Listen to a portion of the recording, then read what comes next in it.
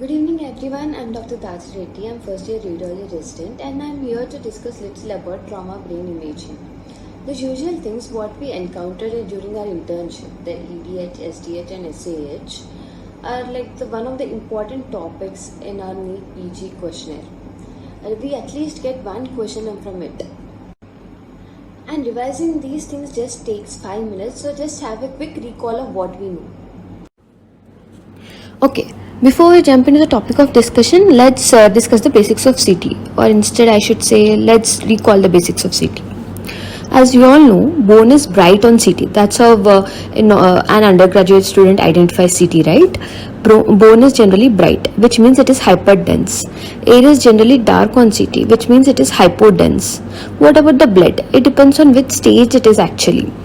In this image, you can see that in the first image, it is the acute stage where the blood is generally very bright compared to the normal brain parenchyma, which means it is hyperdense. In the second image, it is like almost similar to, actually not the whole SDH, only a part of SDH is similar to the density is similar to the adjacent normal brain parenchyma. It means it is isodense. In the chronic stage, it is generally darker than the normal brain parenchyma, which means it is hypodense in chronic stage. And how do you interpret a CT image?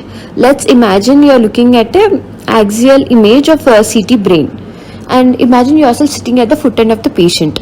So, and when you cut the patient, when you take an axial section of the patient, you are seeing the right side of the patient towards your left, and you are seeing the patient's left side towards your right.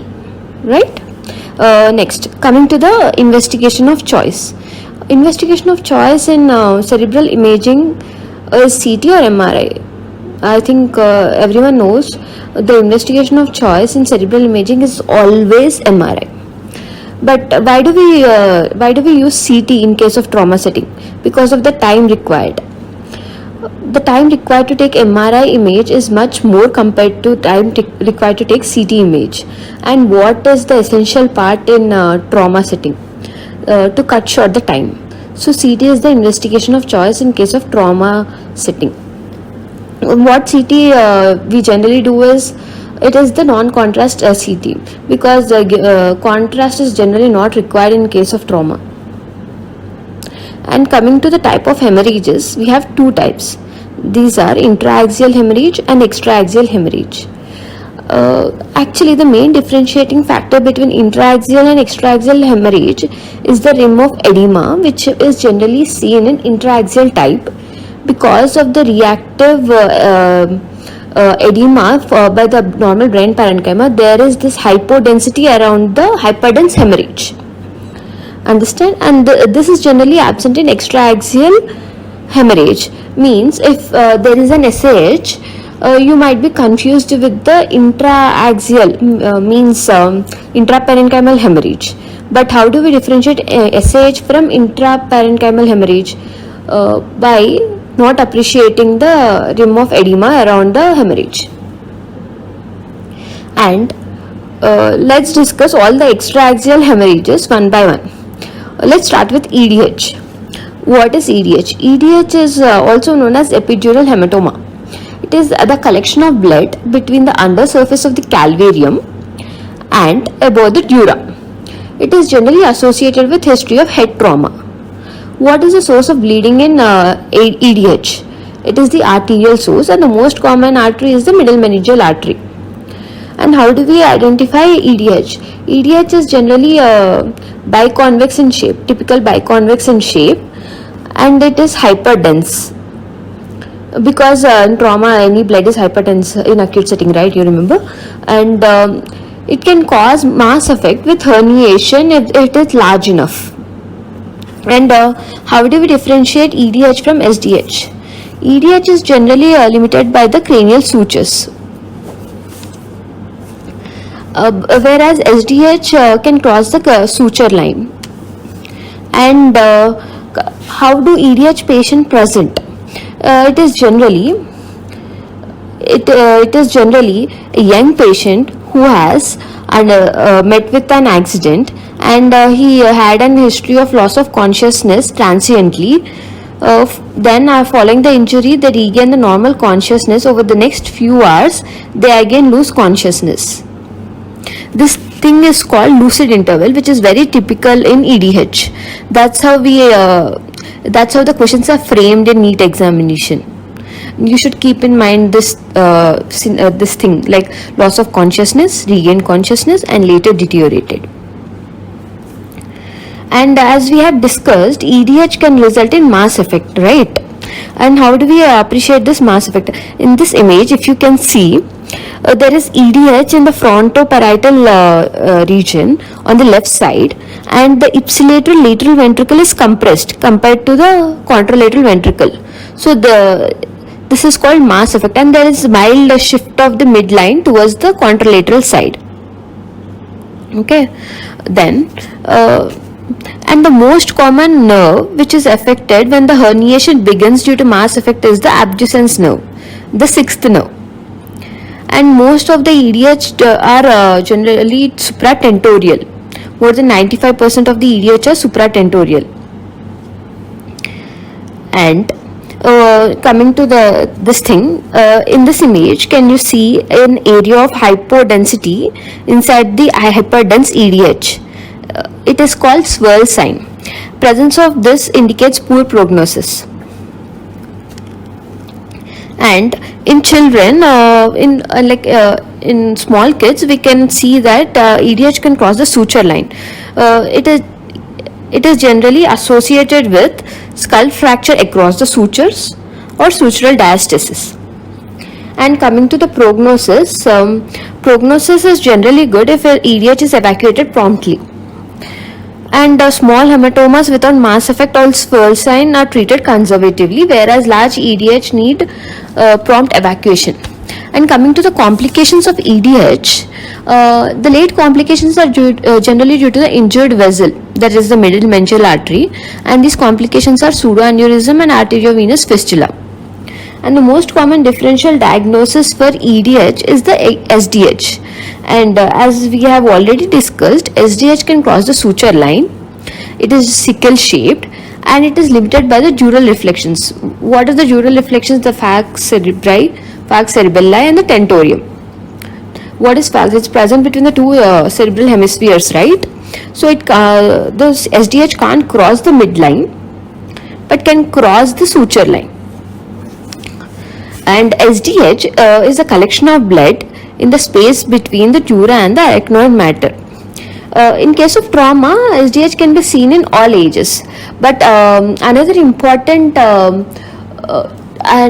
thing how question can be framed in NEET exam is that suppose they can give you a question like 3-year-old child was brought to the hospital with bruises all over his body, and when CT scan was taken, and you will get a CT image, right?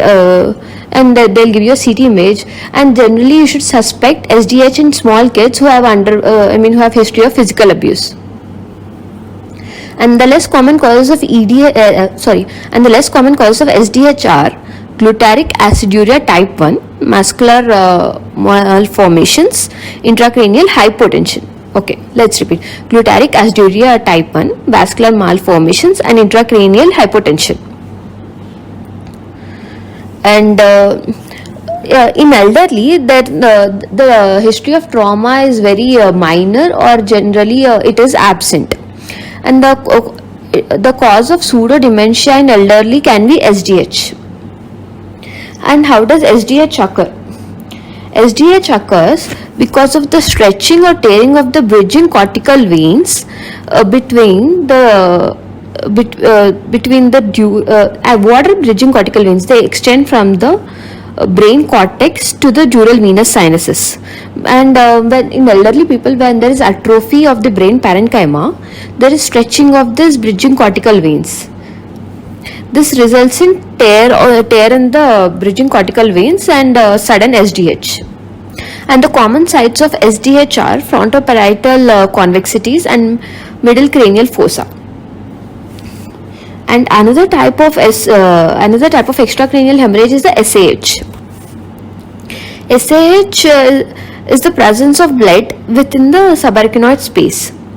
And the most common spaces where we can see SH is the most common spaces where we can see the SAH is the suprasellar cistern, perimesencephalic and basal cistern, and isolated cerebral convexities. And the risk factors for SAH are family history, hypertension, alcohol intake, excess alcohol intake, and abnormal connective tissue disorders and female gender.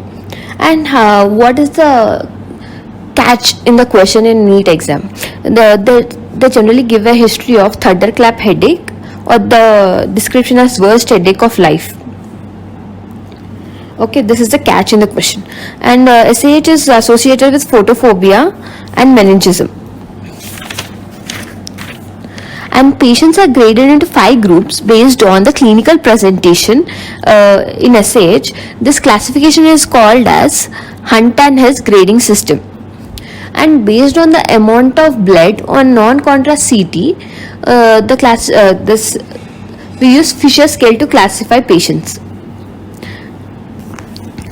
And the causes of SAH are generally trauma, and the SAH can also be spontaneous. So the common causes of spontaneous SAH are berry aneurysm, which constitutes the most common type. The other varieties are perimesencephalic hemorrhage, arteriovenous malformations, amyloid angiopathy, mycotic aneurysm, and so on. And on CT, most commonly we find SAH around the circle of Willis. This is because the most common cause of SAH is the rupture of the berry aneurysm. We can also appreciate SAH in the interpedunculair fossa, occipital horns of the lateral ventricle. And now coming to the intraparenchymal hematoma, here you can see the rim of hypodensity around the hyperdense bleed, which signifies the bleed is intraaxial. We discussed this in the beginning, right? And then coming to another variety, the diffuse axonal injury. It is a severe form of traumatic brain injury. It is difficult to diagnose on imaging alone. CT findings are very subtle, but it can result in severe neurological impairment. Diagnosis is best done on MRI. In MRI we use susceptibility weighted imaging, where we see hypointense areas at the gray white matter junction or in the corpus callosum. Why at gray white matter junction? Because in DI there is break of the axons at their weakest point. And where is this weakest point? It is generally at the site of axonal and dendritic attachment. In later stages, we can have subtle findings on CT, like this hyperdense punctate hemorrhages at the gray white matter junction.